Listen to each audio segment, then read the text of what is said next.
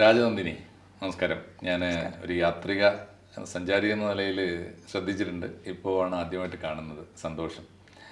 ഈ കാശ്മീരിൽ ഏറ്റവും കൂടുതൽ സന്ദർശനം നടത്തിയ മലയാളി ഒരുപക്ഷെ വേറെ ഉണ്ടോ എന്ന് എനിക്കറിയില്ല. അവിടുത്തെ മറ്റാവശ്യങ്ങൾക്ക്, ബിസിനസ് ആവശ്യങ്ങൾക്കൊക്കെ പോയി വരുന്ന ചിലരൊക്കെ എനിക്ക് പരിചയമുണ്ടെന്നുള്ള ഒഴിച്ചാൽ കാണാനായി കാഴ്ചക്കാരിയായി കാശ്മീർ നിരന്തരം പോകുന്ന ഒരാൾ 21 തവണയോ അങ്ങനെ ഒരാൾ വേറെ ഇല്ല എന്ന് എനിക്ക് തോന്നുന്നത്. എനിക്ക് എന്തുകൊണ്ടാണ് ഈ കാശ്മീരിനെ ഇത്രയേറെ ഒരു ഒരു നിരന്തരം സന്ദർശിക്കാനുള്ളൊരു ഇടമാക്കി മാറ്റി ഒരു പാഷൻ എങ്ങനെ രൂപപ്പെട്ടതാണ്?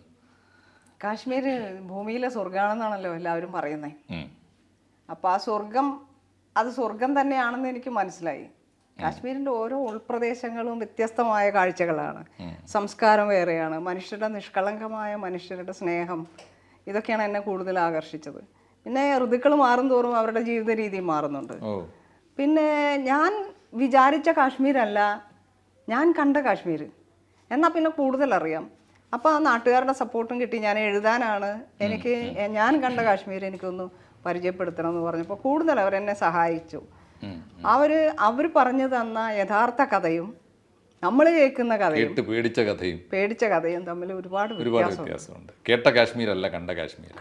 ഓക്കെ, അതിനിടയിൽ ഒരു വാക്ക്, ഈ ഋതുക്കൾക്കനുസരിച്ച് ജീവിത രീതിയിൽ മാറ്റം വരുന്നു എന്ന് പറഞ്ഞത് ഒന്ന് എക്സ്പ്ലെയിൻ ചെയ്യാമോ? ഇപ്പം അവരുടെ സ്പ്രിംഗ് സീസൺ ആണെങ്കിൽ വസന്തകാലത്താണ് ഏറ്റവും കൂടുതൽ കല്യാണങ്ങൾ നടക്കുന്നത്. മഞ്ഞുകാലത്ത് അവർ വീട്ടിൽ തന്നെയായിരിക്കും. അപ്പം കഴിക്കുന്ന ഭക്ഷണങ്ങൾ വേറെ ആയിരിക്കും. വെണ്ണ കൂടുതലുള്ളത്, നെയ്യും സാധനങ്ങളൊക്കെ കൂടുതലുള്ള ഭക്ഷണങ്ങൾ കഴിക്കും. കാരണം ഫാറ്റ് നന്നായിട്ട് വരണം. കാരണം മഞ്ഞിൽ ഫാറ്റ് ഉരുകി പോകുന്നതാണ് അവർ പറയുന്നത്. തണുപ്പിനെ പിടിച്ചു നിർത്താൻ അവർ ചെയ്യണത് അങ്ങനെയാണ്. പിന്നെ വലിയൊരു ആടിനെയൊക്കെ മുൻവശത്ത് തൂക്കിയിട്ടുണ്ടാവും. നമ്മൾ ഫ്രിഡ്ജിൽ വെക്കണ പോലെ അവര് അതിൽ മഞ്ഞിങ്ങനെ കൂടിയിരിക്കുന്നുണ്ടാവും. അത് എന്നിട്ട് വെട്ടി ചൂടുവെള്ളത്തിലിട്ട്, അതെ ചൂടുവെള്ളത്തിലിട്ട് അവര് കറി ഉണ്ടാക്കുന്നു. മഞ്ഞുകാലത്ത് അങ്ങനെയാണ് അവരുടെ ജീവിത രീതിയും. ഉള്ളിൽ തന്നെ മിതമായ ഭക്ഷണം മതി, പക്ഷെ ഇറച്ചി മീനൊക്കെയാണ് കഴിക്കുന്നത്. അതങ്ങനെ. പിന്നെ സ്പ്രിങ് വരുമ്പോഴത്തേക്കും പൂക്കാലമായി, റൊമാൻസിന്റെ ഒരു കാലമാണ്. അവര് വിവാഹങ്ങളൊക്കെ നടക്കുന്നത് ആ സമയത്താണ്. അപ്പോൾ അവരുടെ കൾച്ചറും നമ്മുടെ കൾച്ചറും തമ്മിലുള്ള വ്യത്യാസമുണ്ട് ഒത്തിരി. ആചാരങ്ങളും ചടങ്ങുകളും ഒക്കെ. പിന്നെ നമ്മുടെ ഇവിടുത്തെ മാതിരി ബുർഗ കെട്ടിയവരെയോ പർദ്ദയിട്ടവരെയൊക്കെ കാണാൻ വിഷമാണ് അവിടെ കാശ്മീരിൽ. റീസെന്റ് കുറച്ച് പർദ്ദക്കാർ വന്നിട്ടുണ്ടെങ്കിലും അവിടെ ഇപ്പോ ഹിന്ദുക്കളെ ഈ നോർത്ത് ഇന്ത്യയിലൊക്കെ എങ്ങനെയാണോ ചുരിദാറിന്റെ തലപ്പ് ഇങ്ങനെ ഇടുന്ന പോലെ അത്രേ ഉള്ളൂ. പക്ഷെ നമ്മുടെ മീഡിയ കാശ്മീർ പെൺകുട്ടികളെ കാണിക്കുന്ന മുഴുവൻ ഈ ബുർക്കൊക്കെ. അത് ഇപ്പോഴാണ്, ഇപ്പൊ ഒരു യൂണിഫോം റീസെന്റ് വന്നേക്കുന്നതാണ്. യൂണിഫോം ഒക്കെ അങ്ങനെ, നേരത്തെ അങ്ങനെ ഒന്നും ഉണ്ടായിരുന്നില്ല. അവരെ സാധാരണ പോലെ തലയിൽ ഒരു തട്ടിട്ടുണ്ടാവും, അത്രയേ ഉള്ളൂ. അതെ അതെ, നെഹ്റു പറഞ്ഞനുസരിച്ച് ആരെയും കാൽപ്പനികനാക്കുന്ന, ആരെയും റൊമാൻറ്റിക് ആക്കി മാറ്റുന്ന ഒരു നാടും ഭൂപ്രകൃതിയും തീർച്ചയായിട്ടും മൂടും പൊല്യൂഷൻ ഇല്ലല്ലോ അവിടെ. ഈച്ച പൂച്ച ഒന്നും ഇല്ലല്ലോ. ഇല്ല. അവിടെ നായ്ക്കളെ മാത്രമേ കണ്ടിട്ടുള്ളൂ. ഈച്ച അതുപോലെയുള്ള ഇൻസെക്ട്സ് ഇല്ല. കീടങ്ങൾ എന്ന് പറയാൻ കീടങ്ങൾ അങ്ങനെ ഇല്ല. ചിത്രശലഭങ്ങള് റയർലി മാത്രമേ ഉള്ളൂ. തുമ്പികള് വല്ലപ്പോഴൊക്കെ. അതായത് കുങ്കുമം പൂക്കുമ്പോഴാണ് പൂക്കളുള്ളപ്പോ പൂമ്പാറ്റകൾ വരും. അല്ലാത്തപ്പോ അങ്ങനെ ഞാൻ. പക്ഷെ അത് ഷോർട്ട് ലൈഫ് ആയിരിക്കൂലേ, കുറച്ചു കാലമല്ലേ പൂക്കാലം ഉള്ളൂ. അതെ. അപ്പൊ ഈ ജീവികളും പറന്നു പോകും. എങ്ങോട്ടോ വന്ന് എങ്ങോട്ടോ. തണുപ്പല്ലേ, അതുകൊണ്ട് ഇത്തരം ഇൻസെക്ട്സ് കുറവാണ് അവിടെ, പൊല്യൂഷനും കുറവാണ്. അതെ. ഈ കാണുന്ന പ്രകൃതിയുടെ സൗന്ദര്യം, നമ്മളെയൊക്കെ കാൽപ്പനികത പൂത്തുലയുന്ന മനസ്സുകൾ തന്നെയാണോ അവിടുത്തെ ജനതയ്ക്കും? തീർച്ചയായിട്ടും ആണോ? ആ മനുഷ്യരുമായിട്ട് ഇടപെട്ടപ്പോൾ ഉണ്ടായ ആദ്യത്തെ ഈ കേട്ട മനുഷ്യരല്ലല്ലോ, കണ്ട മനുഷ്യര്. കൂടുതൽ അടുക്കുമ്പോഴേ പുരുഷ സുഹൃത്തുക്കളായാലും സ്ത്രീ സുഹൃത്തുക്കളായാലും നമ്മൾ കൂടുതൽ അടുക്കുമ്പോൾ നമ്മൾ ഇവിടെ നിന്ന് കേൾക്കണത് അസംതൃപ്തമായ ജീവിതം, ദാമ്പത്യ ജീവിതങ്ങൾ അങ്ങനെയൊക്കെയാണ്. പക്ഷെ അവിടെ അങ്ങനെയല്ല. അവർ പറഞ്ഞാൽ എനിക്ക് അവളെ കിട്ടിയത് എൻ്റെ ഭാഗ്യമാണ്, എനിക്ക് അദ്ദേഹത്തെ കിട്ടിയത് എൻ്റെ ഭാഗ്യമാണ്, ഇങ്ങനെ പറയുന്നവരെ ഓൾമോസ്റ്റ് ഞാൻ കണ്ടിട്ടുള്ളൂ. അങ്ങനെ ദാമ്പത്യ ജീവിതത്തിലെ പ്രശ്നങ്ങൾ അവിടെ കാണാനില്ല. ഒന്നാമത് അവരുടെ ഫ്ലെക്സിബിലിറ്റിയാണ്. അവർക്ക് സ്വാതന്ത്ര്യമുണ്ട്. നിങ്ങൾ വിചാരിക്കുന്ന പോലെ അല്ലെങ്കിൽ നമ്മളെ വിചാരിക്കുന്ന പോലെ അസ്വാതന്ത്ര്യരായ കാശ്മീരികളല്ല. അവർക്ക് കുടുംബത്തിലും അതിനോടുള്ള സ്വാതന്ത്ര്യവും സോഷ്യൽ ഫ്രീഡം കുറെ കൂടി കിട്ടുന്നുണ്ട് ഉണ്ട്. പക്ഷെ അവര് കമ്മിറ്റഡ് ആണ് കുടുംബമായിട്ട്, ഫാമിലി ഓറിയന്റഡ് ആണ്. പക്ഷെ അതോടൊപ്പം തന്നെ അവർക്ക് അവരുടേതായ സ്വാതന്ത്ര്യങ്ങളിൽ കൈകടത്തി അവരെ വല്ലാതെ ബുദ്ധിമുട്ടിക്കുന്ന ഭാര്യയോ ഭർത്താവിനെയോ ഞാൻ അവിടെ കണ്ടില്ല. മീൻസ് ഭാര്യയും ഭർത്താവും തമ്മിൽ പരസ്പരം വല്ലാതെ അടുപ്പുണ്ട്, സ്വാതന്ത്ര്യമുണ്ട്, ഇന്റിമസി ഉണ്ട്. അതേ സമയത്ത് രണ്ടുപേർക്കും ഇൻഡിവിജ്വൽ എന്ന ആൾക്ക് ഫ്രീഡം ഉണ്ട്. ഫ്രീഡം പക്ഷേ ആ ഫ്രീഡത്തിന് സ്നേഹത്തിൽ അധിഷ്ഠിതമായ ഒരു ഫ്രീഡമാണ്. ചിലര് അടിമയായിട്ട് വെച്ചേക്കൂലേ? അല്ല, ഇത് അങ്ങനെയല്ല. സ്നേഹം, സംരക്ഷണം, കെയർ, അതിലൊക്കെ. അതോടൊപ്പം തന്നെ മനോഹരമായ ചില ബന്ധങ്ങളും ഉണ്ട്. ഞാൻ ഒരിക്കൽ ഒരു വീട്ടിൽ താമസിക്കുമ്പോൾ തൊട്ടപ്പുറത്ത് അവരുടെ മാമയാണ്, നല്ല പ്രായമുള്ള ഒരാളാണ്. പക്ഷെ പെരുന്നാൾ അടുത്ത് വരികയാണ്. അപ്പോൾ ചെറുപ്പക്കാരിയായ ഒരു പെണ്ണും 2 കുട്ടികളുമായിട്ട് വരുന്നുണ്ട്. കുറച്ച് വയസ്സായ അദ്ദേഹത്തിൻ്റെ ഭാര്യ അവരെ ഹൃദ്യമായി സ്വീകരിക്കുന്നുണ്ട്. അപ്പം ഞാൻ ചോദിച്ചു, ഇവിടെ ഞാൻ താമസിക്കുന്ന വീട്ടിൽ അവരോട് ചോദിച്ചപ്പോൾ അത് അദ്ദേഹത്തിൻ്റെ ഭാര്യയാണ്, അതും ഭാര്യയാണ്. അപ്പോൾ ഈ ഭാര്യ ആ ഭാര്യയെയും സ്വീകരിക്കുന്നു, സ്നേഹത്തോടെ പെരുമാറുന്നു. അങ്ങനെ വേറൊരു വീട്ടിൽ ഇതുപോലെ ഞാൻ പോയി താമസിച്ചിട്ടുണ്ട്, ഒരു ഗ്രാമത്തിൽ. അവിടെ 2 ഭാര്യമാരുണ്ട്. 2 പേരും അതിസുന്ദരികളായ മത്സരിച്ചാണ് ഭർത്താവിനെ നോക്കുന്നത്. മാഡം ഈ പോയ വീടുകളൊക്കെ മുസ്ലിം വീടുകളാണോ? മുസ്ലിം വീടുകളാണ്. പക്ഷെ 2-ൽ കൂടുതലുള്ള ഭാര്യമാരൊന്നുമില്ല. പക്ഷെ 2 കണ്ടിട്ടുള്ളൂ. 2 കണ്ടിട്ടുള്ളൂ. അതും റെയറായിട്ടേ ഉള്ളൂ. ഉള്ള വീട്ടിൽ ഇങ്ങനെയാണെന്നാണ് ഞാൻ പറഞ്ഞത്. ബാക്കി എല്ലാവർക്കും ഒരൊറ്റ ഭാര്യയുള്ളൂ. വളരെ ഭംഗിയായിട്ട് ഭാര്യയും ഭർത്താവും ജീവിക്കുന്ന. ഈ കാശ്മീരിന്റെ ഒരു ഇഷ്യൂ പണ്ഡിറ്റ്സും കാശ്മീരീസും തമ്മിലുള്ള എന്തോ വലിയ റിഫ്റ്റും ഒക്കെ നടക്കുന്നു എന്നാണല്ലോ. നമ്മൾ പൊതുവേ ഒരു മീഡിയ സ്റ്റോറി എങ്ങനെയാണ്, ഇവർ മിങ്കിൾ ചെയ്തിട്ടാണോ ജീവിക്കുന്നത് അതോ വേറെ വേറെ പ്രദേശങ്ങളിലാണോ? കാശ്മീരി മീൻസ് പണ്ഡിറ്റ്സും. ഞാൻ പോകുന്ന സമയത്തൊന്നും പണ്ഡിറ്റുകൾ ഇല്ലാന്ന് തന്നെ പറയാം. അവരവിടുന്ന് ഒഴിപ്പിക്കപ്പെട്ട സമയത്ത് ഞാൻ 2016 ആദ്യം പോകുന്നത്. അന്നൊക്കെ അവിടെ ഭയങ്കരമായ തീവ്രവാദത്തിന്റെ പണ്ഡിറ്റുകൾ അവിടുന്ന് കുടിയിറക്കി താഴ്വാരത്തേക്ക് കൊണ്ടുപോയിരുന്നു. ഗവൺമെന്റ് തന്നെ മുൻകൈ എടുത്തിട്ട്. അത് അന്നത്തെ ജഗ്മോഹൻ ആയിരുന്നു അതിന്റെ ഗവർണർ. അതിന്റെ കാര്യം എന്തായിരുന്നു? ബേസിക്കലി ഇവർ സേഫ് അല്ല എന്നുള്ള ഫീലിംഗ് കൊണ്ടാണോ? സേഫ് അല്ല എന്നുള്ള ഫീലിംഗ് അത് ഈ നമ്മുടെ ഇവിടെ ഉണ്ടല്ലോ, ഇങ്ങനെ സെപ്പറേറ്റ് ആക്കി കൊണ്ടുവരുന്ന ഒരു, അതായത് ഹിന്ദുവിനെയും മുസ്ലിമിനെയും തമ്മിലടിപ്പിക്കുക, സംശയം ഉണ്ടാക്കുക. ഇത് തന്നെ ഇപ്പൊ കേരളത്തിൽ നടക്കുന്ന കാര്യങ്ങൾ തന്നെയാണ്. ഞാൻ പറയുന്നത് അത് വിദേശ ശക്തികളായിരിക്കൂലേ അതിന്റെ പിന്നില്? മീൻസ് പാകിസ്ഥാന്റെ ഒരു റോൾ ഉണ്ടാവും. പാകിസ്ഥാന്റെ റോളും ഉണ്ട്.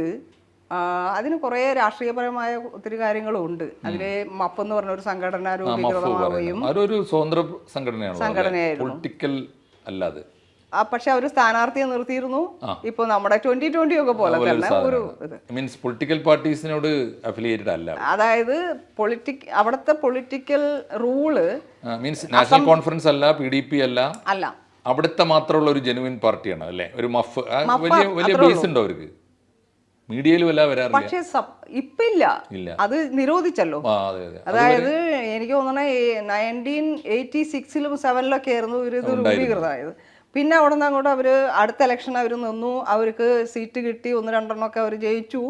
പക്ഷേ ഹൈജാക്ക് ചെയ്ത് അവരെ അടിച്ചമർത്തി ഈ പാർട്ടി നിരോധിച്ചിട്ട് ഇതിലുള്ള നേതാക്കളെ അറസ്റ്റ് ചെയ്തു. കുറെ പേര് പാകിസ്ഥാനിലേക്ക് ഓടി. അവിടെ ഇരുന്നിട്ട് ഇവര് വിചാരിക്കുകയാണ്, ഞങ്ങൾ ഇനി ഇന്ത്യയെ നശിപ്പിച്ചിട്ടേ ഉള്ളൂ, കാശ്മീരിന് സ്വതന്ത്രമായിട്ടുള്ള കാര്യമുള്ളൂ. അങ്ങനെയാണ് ഈ തീവ്രവാദം ഇത്രയും റൈസപ്പ് ആവാനുള്ള കാരണം. അതെ അതെ, പാകിസ്ഥാൻ അവരെ ഹെൽപ്പ് ചെയ്യുകയും ചെയ്യുന്നുണ്ട്. പാകിസ്ഥാന്റെ ഗ്രഡ്ജ് അവിടെ തുടങ്ങിയതായിരിക്കും നമ്മുടെ വിഭജനകാലത്ത്. രാജാ ഹരി സിംഗ് ആ ഇഷ്യൂ ആയിരിക്കും ഒന്ന്. പിന്നെ നമ്മൾ ഇന്ത്യ ഗവൺമെന്റ് തന്നെ അവരോട് ചില കണ്ടീഷൻസിന്റെ പുറത്ത് ഇന്ത്യയോട് ചേർക്കാനുള്ള ഉണ്ടായത്, അറ്റാച്ച് ചെയ്യല്ലേ ചെയ്തത്. പക്ഷേ ടെററിസ്റ്റുകളായ ആരെങ്കിലുമൊക്കെ ഈ വീടുകളിലുണ്ടായിരുന്നോ? സമാധാനപൂർവ്വം ജീവിക്കുന്ന വീടുകളിൽ ഏതെങ്കിലും ഒരു മോൻ ബ്ലാക്ക് ഷീപ്പ് ഇങ്ങനെ പോയവരുണ്ട്. അങ്ങനെ പോയിട്ട് ഇപ്പം പേരൻസ് അറിയില്ലല്ലോ തീവ്രവാദം നടക്കുന്നുണ്ട്, അതിൽ ഇദ്ദേഹം ഉണ്ടെന്നൊന്നും അറിയില്ലല്ലോ. പക്ഷേ അങ്ങനെ വെടികൊണ്ട് 2 മക്കളൊക്കെ മരിച്ച ഒരു ഭ്രാന്തായി പോയ പേരൻസിനെ ഞാൻ കണ്ടു. പിന്നെ ചേട്ടൻ മരണപ്പെട്ടു, തീവ്രവാദിയായിട്ട് മരണപ്പെട്ടു. അതിന് ശേഷം അനിയന് ഭ്രാന്തായി പോയത്, അങ്ങനെ ഒത്തിരി പേരെ കണ്ടിരുന്നു. പിന്നെ ഇവിടെ എന്താ വെച്ചാൽ ഈ നിരപരാധികളും മരിക്കുന്നുണ്ട്. അതായത് ഈ ഫ്രീഡം ഫൈറ്റേഴ്സിനെ ഹെൽപ്പ് ചെയ്യുമ്പോൾ ചെയ്യുന്ന ആൾക്കാരും ഈ സംഘടനത്തിൽ മരിക്കുന്നുണ്ട്. അപ്പോൾ ഫ്രീഡം ഫൈറ്റേഴ്സ് എന്ന് പറയുന്നത് അവരുടെ ഡിമാൻഡ് എന്താ? പാകിസ്ഥാനോട് ചേർക്കണം എന്നാണോ, അല്ലല്ല. ഇന്ത്യയുടെ അഖണ്ഡ ഇന്ത്യയുടെ ഭാഗമായി നിൽക്കണം എന്നാണോ, അതോ സ്വതന്ത്ര കാശ്മീർ ആവണം? ഇന്ത്യയുടെ ഭാഗമാവണമെന്നല്ല, മൂന്ന് ഓപ്ഷനല്ലേ അവർക്ക്? സ്വതന്ത്ര കാശ്മീർ ആവണം. മീൻസ് സ്വതന്ത്ര കാശ്മീർ വാദം ഇപ്പോഴും നിലനിൽക്കുന്നുണ്ട്. തീവ്രവാദികൾ ഇപ്പൊ ഇല്ല, മീൻസ് ഈ ഞാൻ പറയുന്നത് ഈ ജനമനസ്സിൽ അത് ഉണ്ടായിരുന്നു എന്നുള്ളതാണല്ലോ അതിന്റെ അർത്ഥം അല്ലേ? ഞാൻ അവരോട് ചോദിച്ചിട്ടുണ്ട്, പാകിസ്ഥാനോട് ചേരാനാണോ നിങ്ങൾക്ക് ഇഷ്ടം? ഇല്ല, ആർക്കും പാകിസ്ഥാനോട് പോകണ്ട. പ്രത്യേകിച്ച് ഇത്രയും കാലത്ത് അനുഭവത്തിനവർക്ക് മനസ്സിലായിട്ടുണ്ടാവും. മതം പറഞ്ഞ് രാജ്യം വിഭജിച്ച് പോയവർക്ക് എന്ത് കിട്ടി എന്ന് അവർ ചിന്തിക്കുന്നുണ്ടാവും. തീർച്ചയായിട്ടും പോസിറ്റീവായ ചിന്തയാണ്, നല്ല ബോധ്യമാണ്. പക്ഷേ ഇപ്പോൾ ഈ സ്റ്റേറ്റ്ഹുഡ് നിർത്തലാക്കി 370 എടുത്ത് കളഞ്ഞു. അപ്പോൾ ലഡാക്ക് സെപ്പറേറ്റ് യൂണിറ്റ് ആക്കി മാറ്റി. അതിന് ശേഷമുള്ള ഒരു ഇപ്പോൾ അടുത്ത് പോയോ? പിന്നെ ഇപ്പൊ ഞാൻ വന്നിട്ട് 2 ആഴ്ചയായിട്ട്. 2 ആഴ്ചയുള്ളൂ. ഇപ്പം ഇപ്പോഴും അവിടെ തന്നെയാണെന്ന് പറയാം. ഒരു കാലം ഇപ്പോഴും കാശ്മീരിലാണ്. ഓക്കെ, അപ്പോൾ ഇപ്പോഴത്തെ അവരുടെ മനോഭാവത്തിൽ വന്ന വലിയ മാറ്റം ഒരുപാടുണ്ട്. ഒന്നാമത് അവർക്ക് കറണ്ടും വെള്ളവും കിട്ടിയല്ലോ, റോഡ് നന്നായി, ഡെവലപ്മെന്റ്, ടൂറിസം ഡെവലപ്മെന്റ്, ഹോട്ടലുകളായി, കച്ചവടമായി, തൊഴിലായി. മറ്റത് അങ്ങനെയല്ല, ഈ ആകെ ആപ്പിള് വിറ്റ് കിട്ടുന്നതും അങ്ങനെയുള്ള തുച്ഛമായ വരുമാനത്തിൽ പിന്നെ ഈ കല്ലെറിഞ്ഞും പട്ടാളക്കാരെ കല്ലെറിഞ്ഞ് കിട്ടുന്ന 500 രൂപയും കൂലിയാണ്. ശരിക്കും കൂലിയാണ് കിട്ടിക്കൊണ്ട് കൂലിക്ക് എറിയാൻ പോകുന്നതാണ് ഈ കുട്ടികളല്ലേ. പിന്നല്ലാതെ വേറെ ജോലി ഇല്ലല്ലോ. വേറെ എന്താ, ഹർത്താൽ വരുന്നു, കടകൾ അടയ്ക്കുന്നു, ടൂറിസം ഇല്ല, പിന്നെ ഇവിടുന്ന വരുമാനം ആകെ ആപ്പിള് കിട്ടുന്ന ഇതോട് അല്ലേ. ഇത് കൂലി കൊടുക്കുന്ന ഏജൻസി ഉണ്ട്. പിന്നെ ഒത്തിരി അവിടെ അത് മാത്രമൊന്നുമല്ല, നമ്മുടെ ഇപ്പോൾ വണ്ടികൾ ഇങ്ങനെ വരുവാണ്, ഒരു ബില്ലിന്റെ ഒരു കടക്കുറ്റിയും കൊണ്ട് ഇങ്ങനെ നിൽക്കും, അതില് എഴുതിച്ച് ആൾക്കാരുടെ അടുത്തുനിന്ന് പൈസ മേടിക്കും. ഇതൊക്കെ പോണത് എവിടേക്കാ? പിന്നെ അങ്ങനെ ഒരു ഈ പാരലൽ എക്കോണമി അവിടെ ഉണ്ടായിരുന്നു, ഇങ്ങനെ പിരിവെടുക്കുക. പിന്നെ ഗവൺമെന്റിന് അതീതമായ അല്ലേ, രാഷ്ട്രത്തിന് അതീതമായ ഒരു സമാന്തര സമ്പദ്ഘടന, അതൊക്കെ തുച്ഛമായ ഇതല്ലേ കിട്ടുള്ളൂ. ഇപ്പോ ഈ പുതിയ ഡെവലപ്മെന്റിൽ കാശ്മീരികൾ തിരിച്ചു വന്നോ? പണ്ഡിറ്റുകൾ തിരിച്ചു വന്നു. കുറെ പേര് വന്നിട്ടുണ്ട്. മീൻസ് ഇപ്പൊ ജമ്മുവിലും ശ്രീനഗറിലും ഒക്കെ നമുക്ക് ഒരുപോലെ പണ്ഡിറ്റുകളെയും കാശ്മീരി മുസ്ലിംസിനെയും ഒരുമിച്ച് ജീവിക്കുന്നു, മിങ്കിൾ ചെയ്ത് ജീവിക്കുന്നുണ്ട് ഇപ്പൊ ഉണ്ട്. അതായത് ഞാൻ വലിയൊരു ഡെവലപ്മെന്റ് അല്ലേ? തീർച്ചയായിട്ടും. ഈ ദാൽ ലേക്കിന്റെ സൈഡിൽ ഒരു ഗലി പോലൊരു സ്ഥലം ഉണ്ടായിരുന്നു, ഒരു വാക്ക് വേ, അതിങ്ങനെ അഴുക്ക് പിടിച്ച് കിടക്കുക. അത് പക്ഷേ ഇപ്പോൾ കാറ് പോകുന്നൊരു, അതായത് ഗോൾഫ് കോർട്ടിന്റെ ഗവൺമെന്റിന്റെ അതായിരുന്നു. അപ്പം മതിൽ പൊളിച്ചിട്ട് അവർ അങ്ങോട്ട് എടുത്ത് വെച്ചിട്ട് റോഡ് നല്ല വാഹനം പോകുന്ന റോഡാക്കി. അപ്പോൾ എനിക്ക് മനസ്സിലായി ഇവിടെ എന്തോ. അപ്പോഴാണ് അവിടെ ഉള്ള ആൾക്കാർ പറഞ്ഞത്, അതായത് ചെറിയൊരു തോട് പോലെ ഉണ്ട്, അതിനകത്ത് പഴയ ബോട്ടിലൊക്കെ ആൾക്കാർ വീടായിട്ട് താമസിക്കുന്നു. അപ്പോൾ അവിടെയൊക്കെ പ്ലാറ്റ്ഫോം വെച്ചിട്ട് ഇങ്ങനെയുള്ള പ്ലാറ്റ്ഫോം ഉണ്ട്, റോഡുണ്ട്.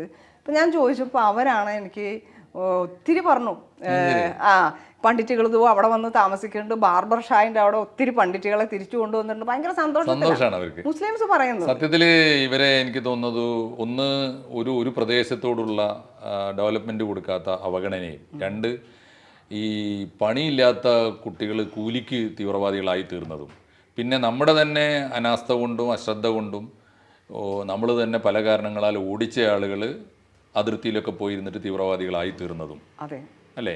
പിന്നെ പാകിസ്ഥാൻ ഉണ്ടാക്കിയ നിരാശയിൽ നിന്ന് ഉയർന്നു വന്ന ഒരു സ്വതന്ത്ര കാശ്മീർ വാദവും, ഇതൊക്കെ ചേർന്ന് മൊത്തത്തിൽ ഈ കാശ്മീരികൾ മാത്രമല്ല നമ്മളൊക്കെ കുറ്റവാളികളായി ഉണ്ടായി വന്ന ഒരു ഡെവലപ്മെൻ്റ് ആയിരിക്കണം പഴയ കാശ്മീർ.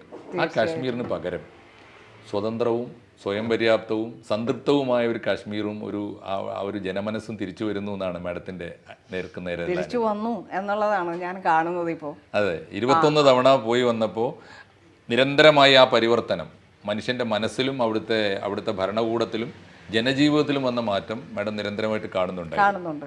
ആ മാറ്റം അവരുടെ മനസ്സിലെന്ന പോലെ കാഴ്ചക്കാരുടെ മനസ്സിലും മുഖത്തുമൊക്കെ ആ സന്തോഷം കാണാനുണ്ട്. തീർച്ചയായിട്ടും ഈ എപ്പിസോഡിൽ ആ സന്തോഷത്തോടെ നമുക്ക് അവസാനിപ്പിക്കാം.